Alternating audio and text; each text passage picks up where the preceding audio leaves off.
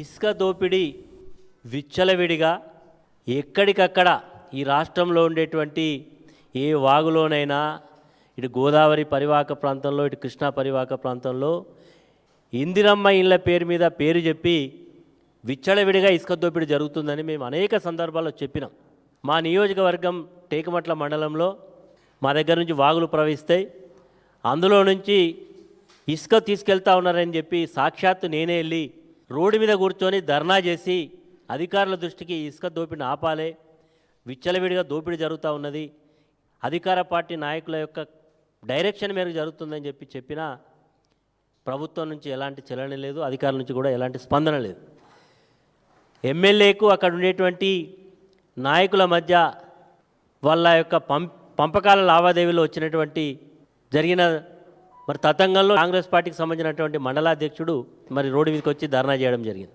అంటే ఎట్లా ఉన్నదంటే దొంగ అన్నట్టున్నది ఈరోజు. ఎందుకు మరి పోలీసులు ఇసుక దోపిడీ చేసే వాళ్ళను పక్కకు పెట్టి మా వాళ్ళని ఎందుకు మరి ఇంత నిర్బంధం తీసుకొస్తున్నారో చెప్పాల్సినటువంటి అవసరం ఉంది. ఈరోజు ఇందిరమ్మ ఇళ్ళ కేటాయింపులలో అవినీతి, ఇందిరమ్మ ఇల్లు కేటాయింపులో మరి పేదరికంలో ఉండేవాళ్ళు మా పార్టీ కార్యకర్తలు అయితే కూడా వాళ్ళ యొక్క ఇండ్ల నుంచి పేరు తొలగించడం, ఇందిరమ్మ పేరు మీద ఇసుక దోపిడీ మీద డబ్బులు దండుకునేటువంటి కార్యక్రమం, ఇందిరమ్మ ఇల్లు కేటాయిస్తే కాంగ్రెస్ పార్టీ నాయకులు వారి దగ్గర ఎవరైతే లబ్ధిదారులరో వారి ద్వారా డబ్బులు తీసుకొని ఇవన్నీ జరుగుతూ ఉన్నాయి. ఇప్పటికైనా ప్రభుత్వం, పోలీస్ యంత్రాంగం, అది రెవెన్యూ అధికారులకు చెప్పినా మేమేం చేయలేమంటున్నారు, పోలీస్ అధికారులకు చెప్పినా మేము కూడా ఏం చేయలేము అనే పద్ధతిలో ఉన్నది. ఈరోజు మరి ఒక భూపాలపల్లి నియోజకవర్గమే కాదు, మొత్తం గోదావరి పరివాహక ప్రాంతంలో మొత్తం కూడా ఇసుక దోపిడీ జరుగుతూ ఉన్నది. ఇసుక పేరు మీద డబ్బులు దండుకునే కార్యక్రమాలు జరుగుతూ ఉన్నాయి. తెలంగాణ రాష్ట్రంలో అత్యంత పెద్ద పండుగ సద్దుల బతుకమ్మ పండుగ, దసరా పండుగ. ఎక్కడెక్కడి నుంచో ఆడబిడ్డలందరూ కూడా పుట్టింటికి వస్తారు.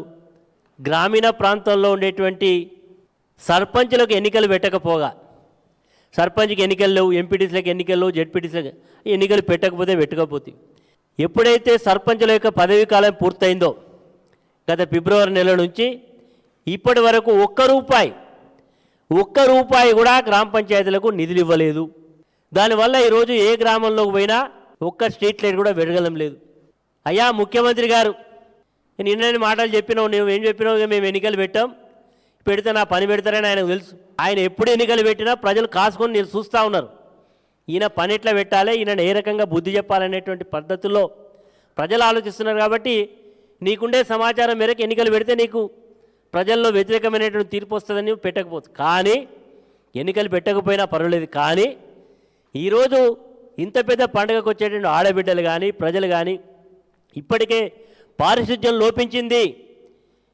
నీ యొక్క హయాంలో గ్రామ పంచాయతీ సిబ్బంది మీద పర్యవేక్షణ లేదు, వారికి డబ్బులు ఇచ్చి ఒక బ్లీచింగ్ పౌడర్ కొనేటువంటి స్థితిలో నీవు లేవు. అమ్మ సీతక్క గారు, మీరు కేవలం మంత్రిగా చెప్పుకొని చలామణవడం కాదు, నీ యొక్క శాఖలో నిధులు లేవు, గ్రామ పంచాయతీలో డబ్బులు లేవు. కాబట్టి తక్షణమే ప్రతి గ్రామ పంచాయతీకి, పెద్ద గ్రామ పంచాయతీ ఒక 5 లక్షలు, చిన్న గ్రామ పంచాయతీలకు 2 లక్షలు తక్షణమే నిధులను విడుదల చేయండి. తక్షణ మరమ్మతులు చేయించండి, గ్రామ పంచాయతీలో లైట్లు పెట్టియండి, పారిశుధ్యం పనులు చేయించండి. నీ యొక్క పారిశుధ్యం లోపిస్తే మా నాయకులే వెళ్ళి స్వచ్ఛందంగా.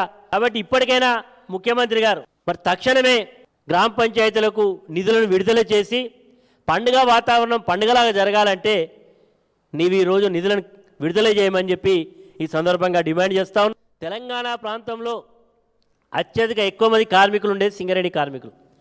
సింగరేణి కార్మికులు ప్రతి సంవత్సరం కూడా దసరా పండుగను చాలా ఘనంగా జరుపుకుంటారు.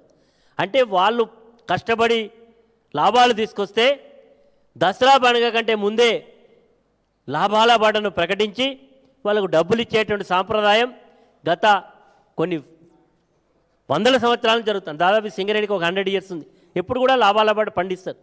మరి ఇప్పటి వరకు కూడా సింగరేణి యాజమాన్యం, ఆ శాఖ చూస్తున్నటువంటి డిప్యూటీ సీఎం బట్టి విక్రమార్క గారు ఎందుకు మీరు ఈరోజు లాభాల బాటను ప్రకటిస్తలేరు? ఎందుకు వాళ్ళకి ఇవ్వడానికి మేము మనసు రావడం లేదు? తక్షణమే నిన్న సింగరేణి ముట్టడిని మా తెలంగాణ బొగ్గుగని కార్మిక సంఘం చేపట్టింది.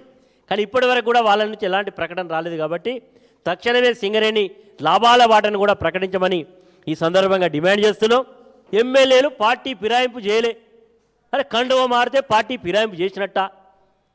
మరి ఎట్లా మారుతారా? ఎట్లా దీని కులమానమే?